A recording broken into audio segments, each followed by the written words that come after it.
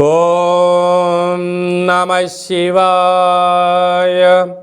ఓం నమో నారాయణాయ. ఓం శ్రీ స్వర్ణాకర్షణ కాళభైరవాయ నమో నమః.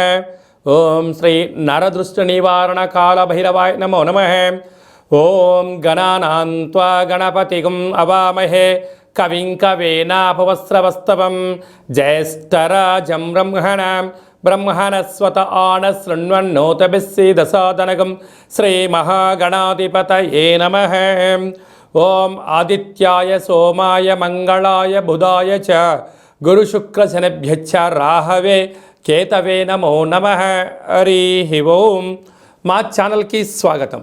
చూస్తున్న వీక్షకులకు ప్రేక్షకులకు ప్రియ కాళభైరవ భగవద్బంధులకి స్వాగతం పలుకుతూ మమ్మల్ని ఎంతగానో ఆదరిస్తూ ఉండబడినటువంటి ప్రియ సోదరి మనుషులకు అందరికీ, సనాతన ధర్మ సంరక్షకులకు అందరికీ కూడా నూతన తెలుగు ఉగాది పండగ శుభాకాంక్షలు.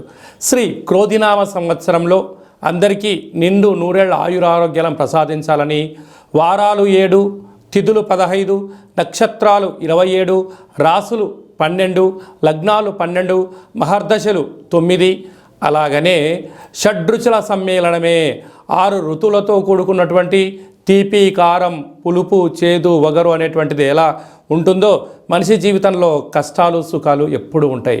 ఎవరి జీవితంలో కూడా ఎప్పుడు కూడా పూర్ణిమ శాశ్వతం కాదు, అమావాస్య అనేటువంటిది ఎప్పుడు అడ్డంకి కాదు అని చెప్పి గుర్తుపెట్టుకోవాలి. కనుక ఈ 360 రోజులు ఈ క్రోధినామ సంవత్సరంలో 30 సంవత్సరాల తర్వాత శని భగవానుడు తన సొంత గృహంలో ఉండగా వచ్చినటువంటి క్రోధినామ సంవత్సరం కావడం వలన అందరికీ నిండు నూరేళ్ల ఆయురారోగ్యాలని, విద్య, ఉద్యోగ, వ్యాపార, రాజకీయ, సేవారంగ కార్యక్రమంలో అన్నింటా విజయం సాధించాలని కోరుకుంటూ ఈ సంవత్సరంలో అందరికీ తెలుగు ఉగాది పండుగ శుభాకాంక్షలు. ద్వాదశ రాశిలో గ్రహ గమనాన్ని ఒకసారి వీక్షింపచేద్దాం. మేషరాశిలో గురు సంచార స్థితి, కన్యరాశిలో కేతు భగవాను సంచార స్థితి, కుంభరాశిలో శనిచర స్వామివారు స్వక్షేత్ర సంచార స్థితి, మీనరాశిలో రాహు సంచార స్థితితో ద్వాదశ రాశిలో గ్రహ గమనాలు ఈ విధంగా ఉన్నాయి. అలాగనే మనకు 26/4/2024 సంవత్సరంలో అనగా ఈ తెలుగు ఉగాది పండగ తదనంతరమే గురువు మేషరాశిలో నుంచి వృషభ రాశిలోకి నర్మదా నది పుష్కర సందర్భంగా గృహ మార్పు ఉందని చెప్పి గమనించాలి.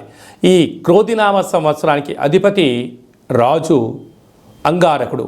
ఎందుకనగా ఈ సంవత్సరము మనకు తెలుగు ఉగాది పండగ మంగళవారం రోజు అవ్వడం వలన, మంగళవారానికి అధిపతి కుజ భగవానుడు అవ్వడం వలన, ఈ సంవత్సరానికి రాజు కుజుడు అవ్వడం వలన నిత్యము అనేక మంది క్రోధము, ఆవేశము అనేటువంటి పరిస్థితుల్లో ఉండడము, ఎర్రటి నేలలు, ఎర్రటి పంటలు బాగా పండడము, అద్భుతమైనటువంటి కందులు, మిరప, ఎర్రటి నేలలు, సంపూర్ణమైనటువంటి ఆహార ధాన్యాల ఉత్పత్తులు చాలా అద్భుతంగా ఉంటాయని చెప్పి కూడా గమనించగలగాలి. కాకపోతే ప్రజలందరూ కూడా ధర్మ మార్గంగా ఆధ్యాత్మికంగా ఉండడము, తల్లిదండ్రులను, గురువులను, ధర్మాన్ని ఎవరైతే ఆచరిస్తారో వారికి రుణభయం, రోగభయం, శత్రుప్రయం, ప్రమాదాలు తొలగిపోతాయని చెప్పి కూడా గమనించగలగాలి. అలాగనే ఈ సంవత్సరము మంత్రివర్యులు శని భగవానుడు అవ్వడం వలన ఆ శని భగవానుడు ప్రస్తుత కాలమాన ప్రకారంగా కుంభరాశిలో సంచారము చేయడం వలన ధర్మ మార్గంగా ఎవరైతే ఉంటారో వారికి చాలా మంచి కాలము అని చెప్పి గమనించగలగాలి. తెల్లటి నువ్వులు, విశేషమైన నీలం రంగు పదార్థాలు, పుష్పాలు, పండ్లు, పదార్థాలు, అద్భుతమైనటువంటి ధర్మ పరిపాలనగా, ధర్మంగా, న్యాయంగా, నీతిగా ఉండబడిన వారికి చాలా మంచి కాలం అని చెప్పి గుర్తుపెట్టుకోగలగాలి. ఎవరైతే అధర్మంగా ఉంటారో, అన్యాయంగా ఉంటారో, రాక్షస జీవన విధానంగా ఉంటారో, గతి తప్పిన జీవన విధానం ఎవరైతే అలవర్చుకుంటారో వారికి అనేక ఇబ్బందులు ఉంటాయని చెప్పి కూడా గమనించగలగాలి. ఈ సంవత్సరము పశుపాలకుడు కృష్ణ పరమాత్ముడు అవడం వలన గోవులు, పశువులు సమృద్ధిగా ఆయురారోగ్యాలుగా ఉండడం, మంచి పాడి, మంచి పంట, ఐశ్వర్యము, సుఖవంతమైన జీవనం ఉండడం జరుగుతుంది అని చెప్పి గమనించాలి. కాకపోతే ఈ సంవత్సరము శుక్రుడు అనేక రకాలమైనటువంటి ప్రభావం అధికంగా ఉండడం వలన అనేక మంది నిత్యము రోజు నూతన వస్త్రాలకు, బంగారు ఆభరణాలకు, వజ్ర వైడూర్యాలకు, విలాసవంతమైన జీవితాలకు, ఆధ్యాత్మిక తీర్థయాత్ర కార్యక్రమాలకి మొగ్గు చూపడం జరుగుతుంటుంది. కాకపోతే విచక్షణారహిత జీవితాన్ని పొందడానికి, మద్యమత్తు మాంసాల జీవితాన్ని పొందడానికి ఎక్కువ మంది మక్కువ చూపించే పరిస్థితి ఉంటుంది. కనుక దయచేసి అలా వెళ్లకుండా ఆధ్యాత్మికమైన చింతనతో మీరు ఉండగలిగితే ఈ సంవత్సరము అందరికీ పట్టిందల్లా బంగారం అయ్యేటువంటి యోగ్యత కనపడుతుందని చెప్పి గమనించాలి. వృశ్చిక రాశి వారికి శ్రీ క్రోధినామ సంవత్సరంలో ఆదాయ వ్యయాలేంటి, ఈ సంవత్సరంలో గ్రహ గమనాలు ఎలా ఉన్నాయి, అదే కాకుండా అర్ధాష్టమ శని సంచార స్థితి 30 సంవత్సరాల తర్వాత క్రోధినామ సంవత్సరంలో శని భగవానుడు తన సొంత ఇంట్లో ఉన్నప్పుడు ఎలాంటి విధి విధానాలు పాటించాలో ఈ వీడియోలో తెలుసుకుందాం. వృశ్చిక రాశిలో ఏ నక్షత్రాలు వస్తాయనగా విశాఖ నక్షత్రంలోని చివరి పాదం 4వ పాదము, అనురాధ నక్షత్రంలోని 4 పాదాలు, జ్యేష్ఠ నక్షత్రంలో 4 పాదాలు కలిపితే వృశ్చిక రాశి. వృశ్చిక రాశి యొక్క అధిపతి కుజుడు. ఈ కుజుడు ఈ సంవత్సరం రాజు కూడా. అలాగనే సస్యాధిపతి నీరసాధిపతి కూడా కుజ భగవానుడు అవ్వడం వలన కష్టే ఫలి, కష్టపడి పనిచేసేటువంటి వారికి చాలా మంచి కాలము అని చెప్పి గమనించాలి. ఒకసారి ఆదాయ వ్యయాన్ని మనం గమనించినట్లయితే ఆదాయం 8, వ్యయం 14. అంటే 8 రూపాయలు మీరు సంపాదిస్తే 14 రూపాయలు ఖర్చు పెట్టబోతున్నారు అంటే -6 రూపాయలు. కనుక ఖర్చులు అధికంగా ఉన్నాయి. ఖర్చులు నియంత్రణ అవసరం. దుబారా ఖర్చులు ఆపుకోగలగాలి. మద్య మత్తు మాంసాలకు దూరంగా ఉండగలగాలి. ధర్మబద్ధమైన ఆధ్యాత్మికబద్ధమైనటువంటి జీవన విధానాన్ని ఏర్పరచుకోగలిగితే మీకు మంచి కాలము అని చెప్పి జ్యోతిర్విజ్ఞానం తెలియజేస్తుంది. రాజ్యపూజ్యం 4, అవమానం 5.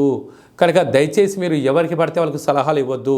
కొడుకు కదా, కూతురు కదా, కోడలు కదా, బంధువు కదా, మిత్రు కదా అని చెప్పి నా వాళ్ళని మీరు అనుకుంటున్నారు, కానీ వాళ్ళు అనుకోవట్లేదు అని చెప్పి మీరు గుర్తు పెట్టుకోగలగాలి.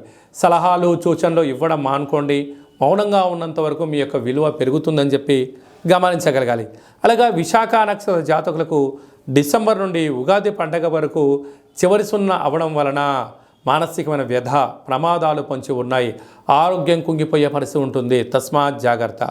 అలాగా జ్యేష్ఠ నక్షత్ర జాతకులకు మధ్య సున్నా కారణం వలన, అనగా ఆగస్టు నుండి డిసెంబర్ వరకు మధ్య సున్నా కారణం వలన మనోవేదన, ఏ పని చేయాలి, ఏ పని చేయకూడదు, చేస్తే ఏమవుతుంది, చేయకపోతే ఏమవుతుందని నిత్యము అంతర్మదనం జరిగే పరిస్థితి చాలా అధికంగా ఉండబోతుంది.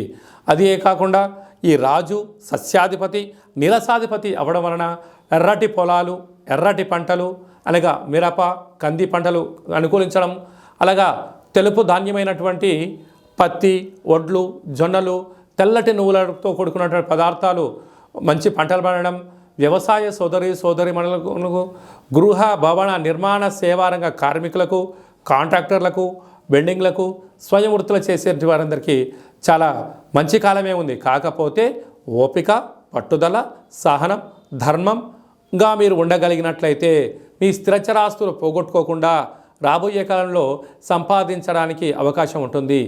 ఈ ధర్మాన్ని తప్పినా, అధర్మానికి నాంది పలికినా, వ్యసనాలకు గురి అయినా, అనవసర ఖర్చులకు వెళ్ళినా, హంగులకు ఆర్భాటాలకు వెళ్ళినా ఏమవుతుంది, చివరికి అప్పుల పాలయ్యే పరిస్థితి ఉంటుంది. కనుక స్వర్ణ ఆకర్షణ కాళభైరవ స్వామి యొక్క స్మరణ, కాళభైరవ స్వామి యొక్క కుష్మణ దీపము, ఇంట్లో ఆనంద దీపము, ఇంటి బయట స్వర్ణ ఆకర్షణ కాళభైరవ స్వామికి ముగ్గు పెట్టగలిగినట్లయితే మీకు సకల దరిద్రాలు తొలగిపోయి ఐశ్వర్యం, ఆనందం మీ సొంతం అవుతుందని చెప్పి గమనించాలి.